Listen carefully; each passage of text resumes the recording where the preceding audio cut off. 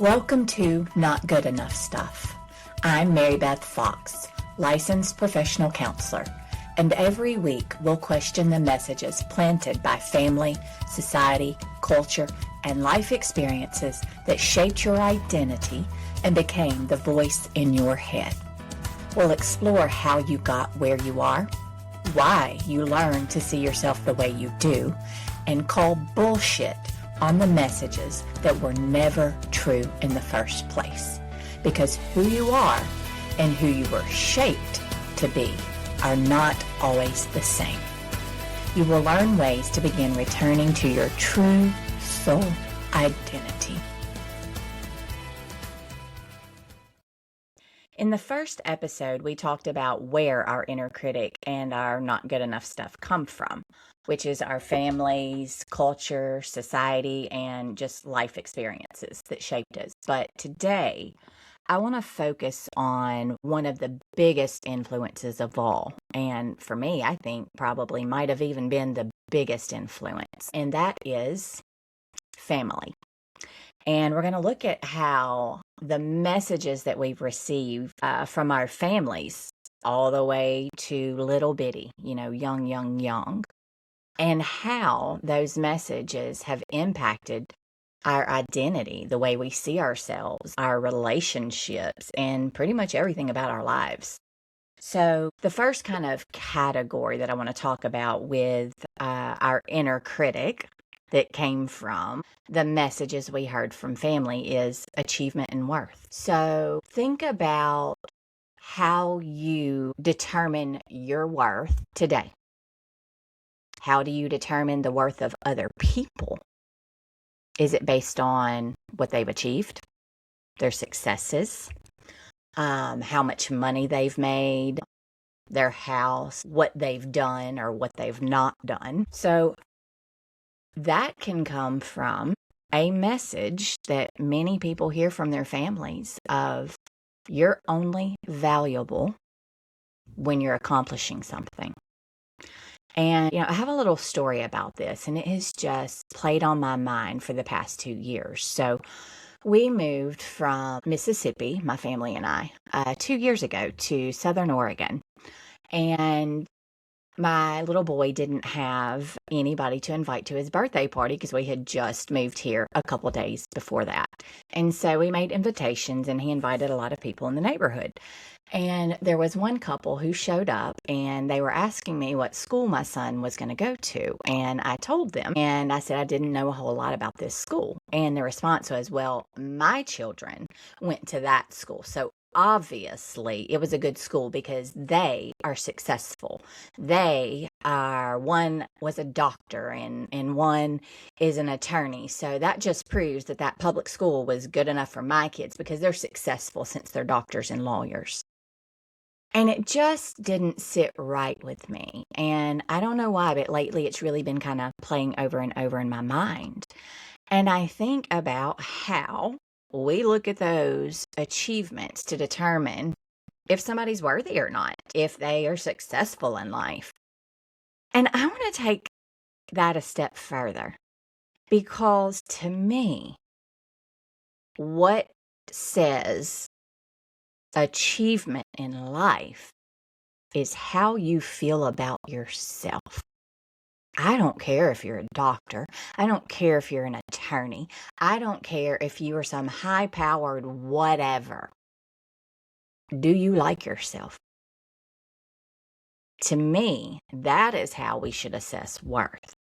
But think about your own family in growing up, and what messages did you hear about what you needed to do to prove that you were worthy? A big, huge one is good enough is never enough. Did you hear that? What about don't make mistakes? What happened if you made a mistake? Were you shamed? Were you made to feel like you were never going to be good enough because of this mistake? Did you feel like if you were not the best at something, or were you told that if you were not the best, that you failed? A lot of this in childhood is often tied to grades. If you didn't get all A's, well, You must not have tried hard enough. There are just so many different ways that we are taught that our worth is tied to our achievements, that our families said we're good enough. And a lot of times we also learn that success in the eyes of our family is also what makes you lovable. Think about if you talk to other people and they're talking about their children, like I was just saying, they lead with their achievements to try to prove how much they love their kid and how proud they are. But you don't hear them say whether or not they have peace and contentment in their lives. That's just something to kind of think about. But just know, productivity does not determine your worth. But as you kind of sit and process how you feel about your worth now as an adult, what are some of those messages that you can think about that played and probably still play over and over in your mind from when you were a child, from your family? What was said? What implicit or explicit messages were said? What was the result of those? Well, I think we know that you're not good enough. Yeah. Another kind of category, I suppose you could say, of the inner critic from our family is related to feelings. Don't cry. One of the big ones I know I heard and a lot of people heard. You better stop crying or I'll give you something to cry about. Hey, you need to toughen up. Pull yourself up by your bootstraps. Get it together. One that I heard very often was, you're too sensitive. That one really, really kind of sets me on fire because I was not sensitive. What I was emotionally aware of my feelings, and also learned to be very emotionally aware of others' feelings because I had to keep myself safe. Some of the others are, don't be angry. That can be a big one. A lot of people are taught that anger is bad.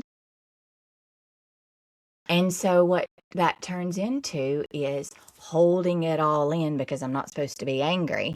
I'm not supposed to tell anybody I'm angry. So I'm going to hold it in, hold it in, hold it in, hold it in. And then what happens when we become adults or even younger than that?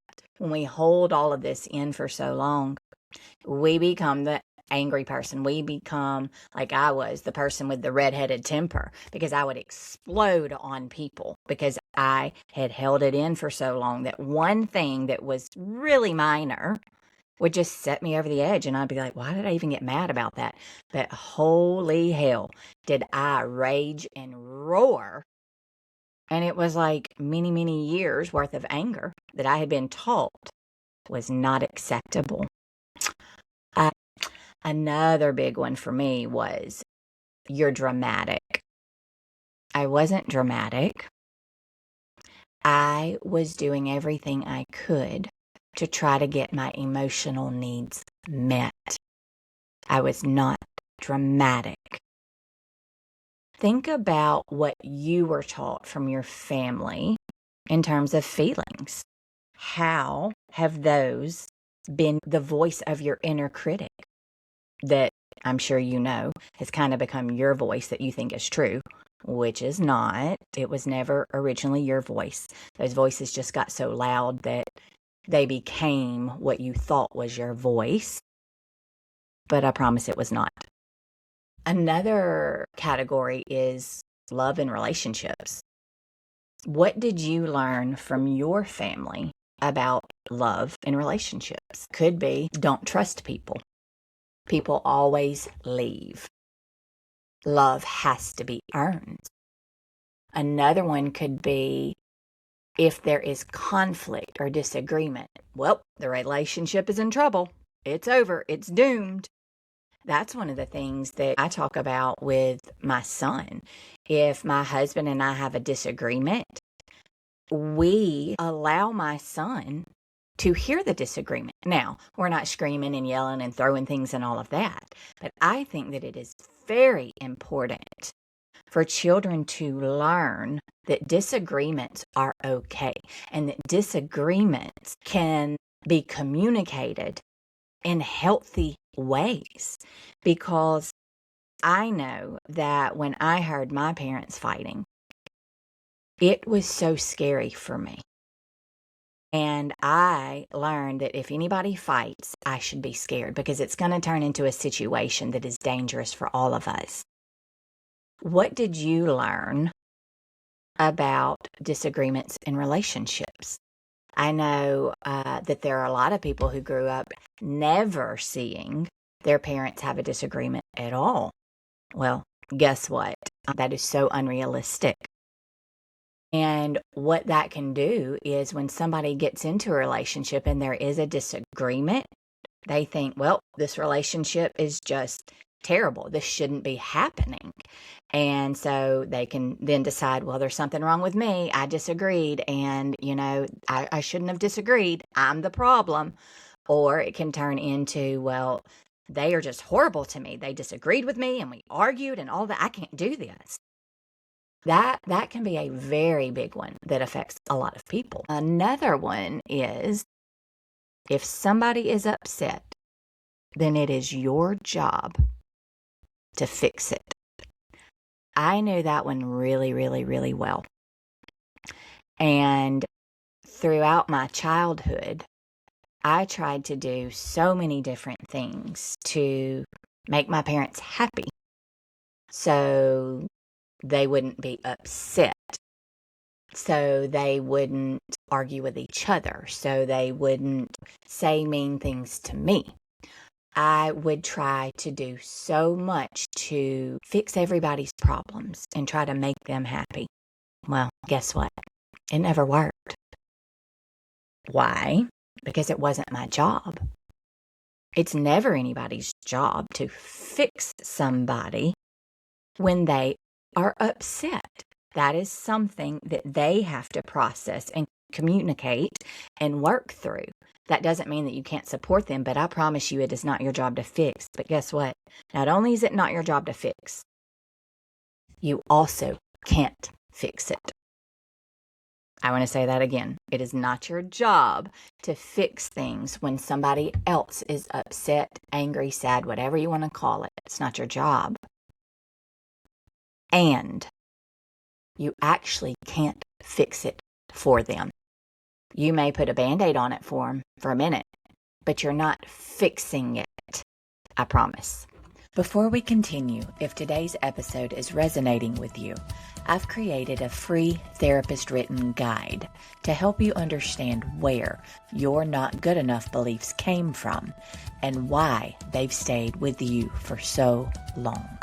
You can download it free at theinnerchildtherapist.com. Now, let's get back to today's episode. So another category is identity, which is a huge, huge, huge one that we get from our family. The inner critic, rooted in our family, tells us who we are supposed to be and who we're not supposed to be. And those messages about how we are not good enough or how we should be this determines just about everything in our lives. What we feel we're good enough to do, the relationships that we think we are good enough for or not good enough for. It determines our self-image. Because if you're constantly hearing as a child from your family that you should be this, this, and this, but you know that you are not this, this, and this, then you hear, there's something wrong with me. I'm not good enough. And we all know those feelings of not good enough come from childhood, and they only grow and get bigger and bigger and bigger until we believe that they are the truth about us. So let's look at a few more about identity. Another big one that I grew up with was don't embarrass the family. Don't talk about what is going on in our home outside of this house. So I learned that the things that were going on in our home were not okay. And that I was supposed to pretend like we had this perfect family. And so that created a lot of confusion for me. And one of the big things that it created for a very long time was me being so scared to let anybody know the truth about my life or difficult experiences that I had been through, because I was taught that I should be ashamed of that. And it made me live a very fake life, so far from being authentic, that the result of that was severe depression for many, many years, because I thought everything I was and had experienced and had taught myself that I was and heard from my family that I was or was supposed to be or was supposed to hide was not good enough. What are the things that you heard from your family that helped shape your supposed identity? Could be you're the smart one. Now, when a girl hears that, I know at least, what is underneath that is you're not pretty. You're the smart one. Because heaven forbid somebody could be smart and beautiful. Could be you're the difficult one. I know I heard that one a lot. Could be you're the responsible one. I know how much that can affect people. I have seen that with my clients and people I know well. And when they take on that identity of being the responsible one, they have so much pressure on themselves and such extreme anxiety. And there is no room for making mistakes. And when they do make a mistake, it is like the end of the world for them. Why? Because you're the responsible one. You're not supposed to make mistakes. One that is very, very relevant for me. And I've kind of reframed it for myself and I'm okay with it. But I am the black sheep of the family because I am very different from all of them. I have different beliefs. I have different views. I have different ways that I live my life. I have different ways that I use my voice. I talk about the reality of our family and the trauma that we went through. I talk about my healing process. And we are not supposed to do that.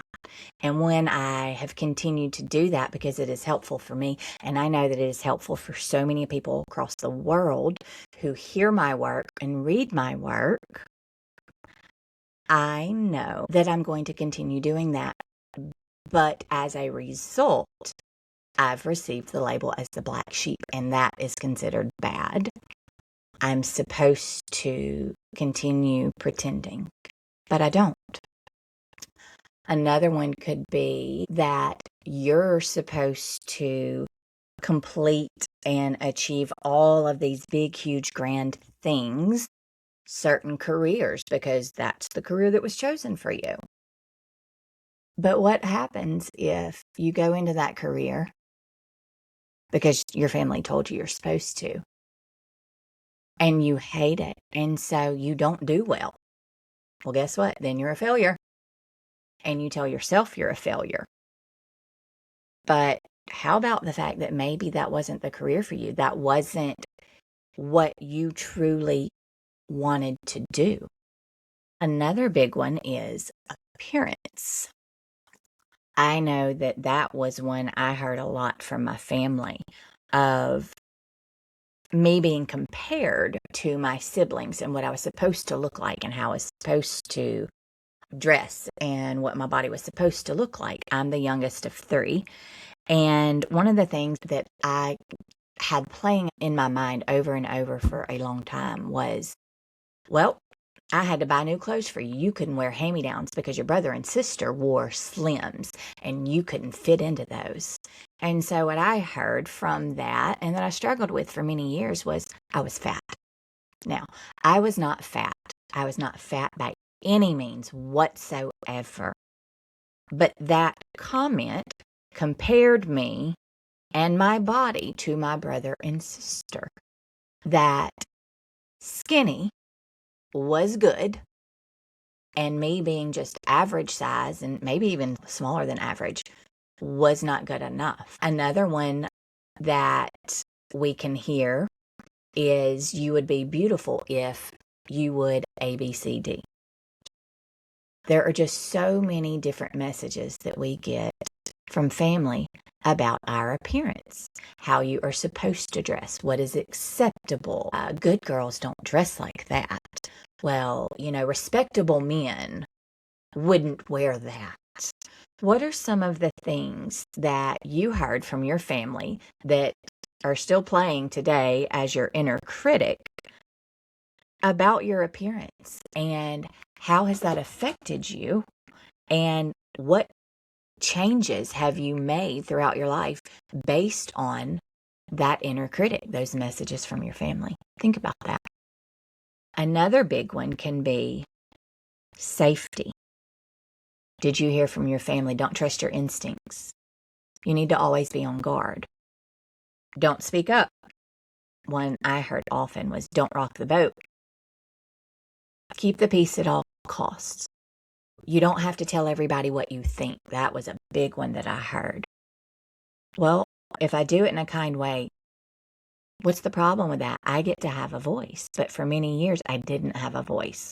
Well, the voice I had was meek and mild and was just the voice that I was taught by my family that I was supposed to have. So I hope that you are starting to look at how the inner critic in your mind, full of not good enough stuff, that has shaped your life and that you are hearing on a daily basis, that is telling you how to feel, who to be, what to look like, and whether or not you're worthy, whether or not you're good enough, if the relationship that you're in is worthy enough. What are those messages and where did they come from? Specifically, who did they come from in your family?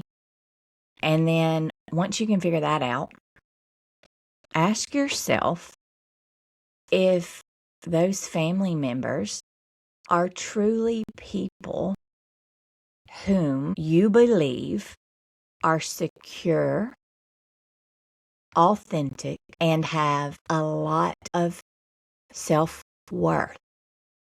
If the answer is no, then my next question is, then why the hell are you listening to them? Think about it. Why? Well, because those are the voices that you heard for so many years, over and over and over, that they got so loud in your mind and became your inner critic that you believed them to be true. You believed that that was your voice, but it was not. So, as I wrap up, I really want you to think about those messages from your family that became your voice. And again, ask if you truly believe the voices from your inner critic, or if it was just what was learned. And if the answer is no, then you get to start questioning that, which can lead you to figuring out what you truly believe. So, as always, you are enough. You always have been and you always will be. And so if you can't say that to yourself today, then I'll say it one more time for you. You are enough. You always have been and you always will be. If this episode helped you see yourself differently, I'd love for you to follow my podcast and leave a review. It helps more people discover the Not Good Enough Stuff framework and these conversations. New episodes are released every Tuesday. If you need reminders between episodes to keep questioning the messages that shaped you, follow me on social media at The Inner Child Therapist. You'll also find my blog, newsletter, and free resources at theinnerchildtherapist.com. All of the links are in the show notes. Remember, you are not lost. Your true soul identity is still there. And the voice in your head isn't always yours. Question it.